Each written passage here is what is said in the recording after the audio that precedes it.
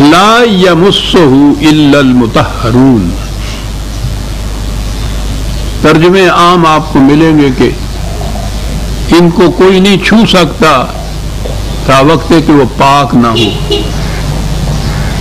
اور اس فریضے کی ادائیگی یہ ہے کہ وہ غسل کرے یا کم از کم وضو کرے تو پھر قرآن کو چھوئے یعنی ہاتھ لگائے. یہ مس کے معنی تو ہو گئے وہ چھونا، مطہر کے معنی ہو گئے پاک صاف ہونا، نہا دھو کر یا وضو کر کے.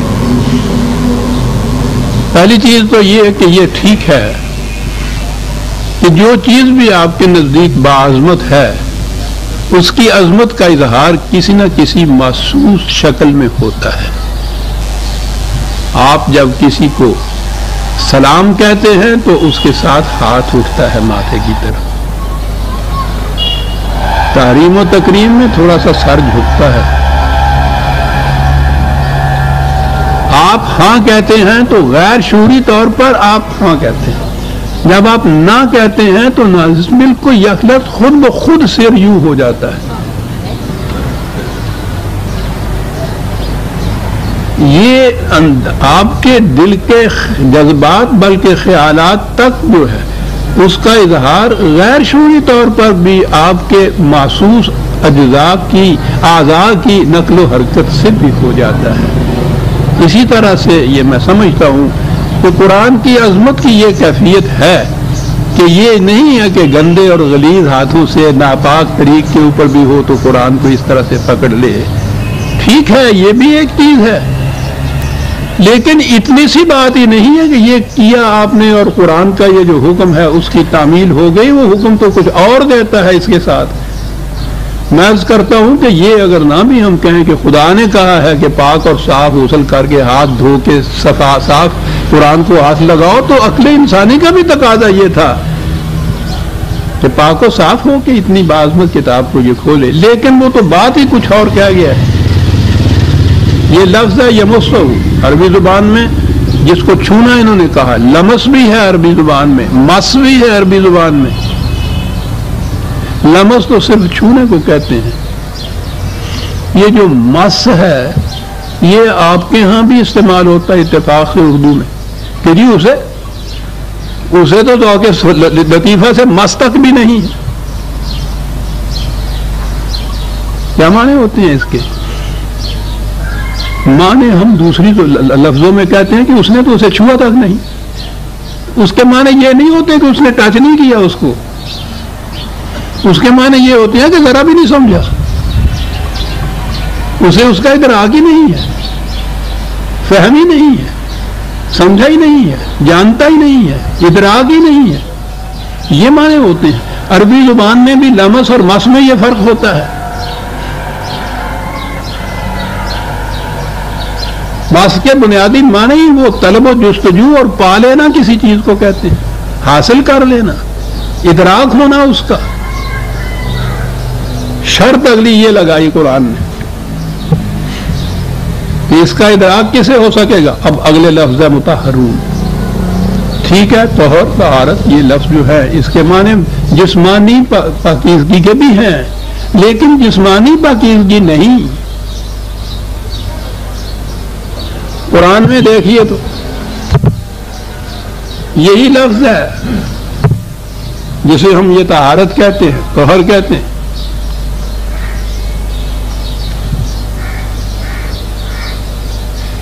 5/41 میں یہ اولئک الذین لم یرد اللہ ان یطہر قلوبہم. ذکر آ رہا ہے ان کا جو قرآن کو وہ تو عرب تھے، عربی زبان میں قرآن تھا، اس کو پڑھتے تھے. کہنے لگے کہ نہیں، ان کی سمجھ میں نہیں آتا، یہ نہیں مانتے، اس لیے کہ ان کا قلب جو ہے وہ مطہر نہیں ہے. وہی لفظ ہے قلب کا پاکیزہ ہونا. اب پاکیزہ بھی نہیں ہم لفظ استعمال کرنا چاہیے، معنی پھر وہیں چلے جائیں گے. اب قلب کی پاکیزگی جو ہے اس کے لیے کیا کیا جائے. انہوں نے تو جو بنا لی نا اپنے ہاں کی افسانے کہ نبی اکرم صلی اللہ علیہ وسلم کا پھر وہ معراج کی شب جبریل نے آ کے سینہ چاک کیا تھا، پھر اندر سے دل نکالا تھا، پھر زمزم کے پانی سے اس کو دھویا تھا، پھر اس کو پاک صاف کر کے پھر اندر آ کے تو ٹانکے لگائے تھے. اب وہ قلب کا صاف کرنا ہو گیا، وہ ہو گیا. اب اور کس کا قلب اس طرح سے صاف ہوگا؟ پاکیزگی قلب و نگار روز ہم بولتے ہیں لفظوں کو. صاف ہونا، اور بات بالکل صاف ہے. قرآن کے مقاصد و مفہوم اور مطالب کو سمجھا نہیں جا سکتا تا وقت ہے کہ انسان خالی الذہن ہو کر اس کی طرف نہ آئے. اگر پہلے سے اپنے ذہن میں کچھ خیالات آپ نے قائم کر لیے ہیں اور اس کے بعد قرآن کی طرف آتے ہیں اس مقصد کے لیے کہ آپ کے قائم کردہ خیالات کی تائید قرآن سے مل جائے، یعنی آپ قرآن کو اپنے خیالات کے تابع رکھتے ہیں، صاف صاف مل جائے تو خیر، نہیں تو پھر تعویل کیجئے، کھینچ تام کی لائیے ادھر، اس کے مطابق مل جائے. قرآن نہیں سمجھ میں آ سکتا، تم قرآن کو اپنی سمجھ کے تابع رکھنے چاہتے ہو. قرآن سمجھ میں آئے گا کہ پہلے سے دماغ میں کوئی عقیدہ، کوئی مسلک، کوئی تصور، کوئی نظریہ یہ نہ رکھا ہوا ہو، خالی الذہن ہو. اس کو کہیں گے دماغ کی تطہیر، اسے کہیں گے طہارت قلبی.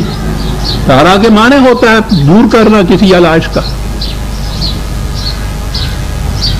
ان چیزوں کو دور کیجئے پہلے تو پھر قرآن سمجھ میں آتا ہے. عزیزان ایمان، میں عرض کروں گا کہ کبھی میں نہیں کیا کرتا، لیکن کیونکہ ساری عمر اس قرآن کو سمجھنے میں گزری ہے، آدھی عمر اسی قرآن کو پڑھا، کچھ تھوڑی بہت عربی بھی جانتے تھے، بہت پڑھا، تفاسیر پڑھی، روایات دیکھی، قرآن کو پڑھا.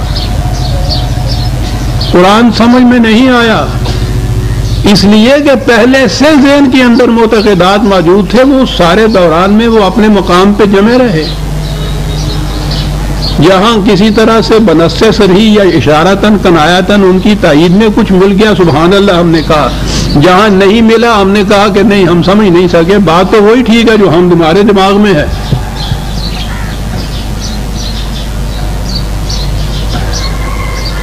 آدھی عمر قریباً یا تہائی عمر، آج عمر تو بڑھ گئی ہے، اسی میں صرف ہو گئی اور اسی مقام پہ رہے جو اعتقادات پہلے ذہن میں تھے. اپنی واردات بتا رہا ہوں.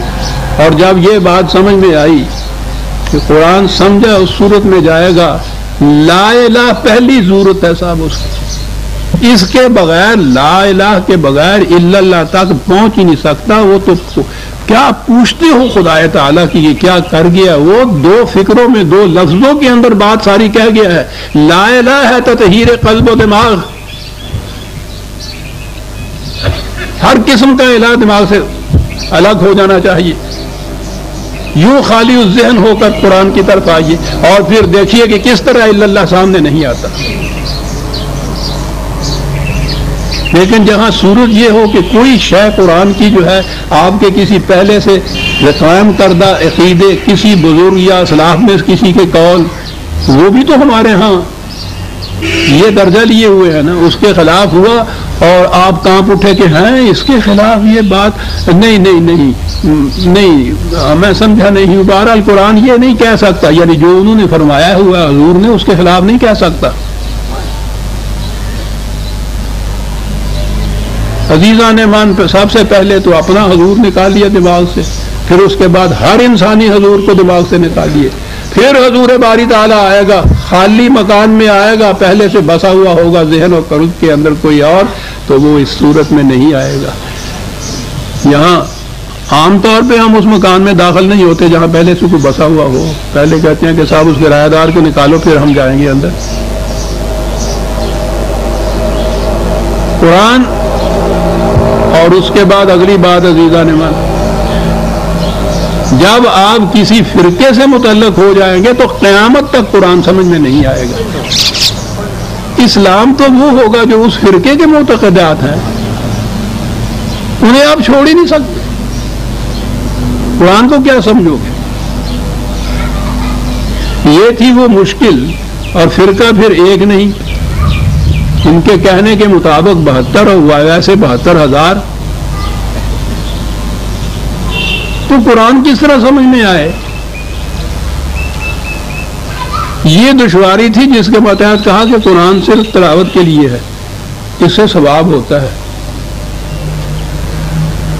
کچھ اپنے پاس رکھ لیا کرو اور کچھ پارسل کر کے مردوں کو پہنچا دیا کرو، بس اس کا مصرف یہ رہ گیا، بس وہاں تو یہ ہوا۔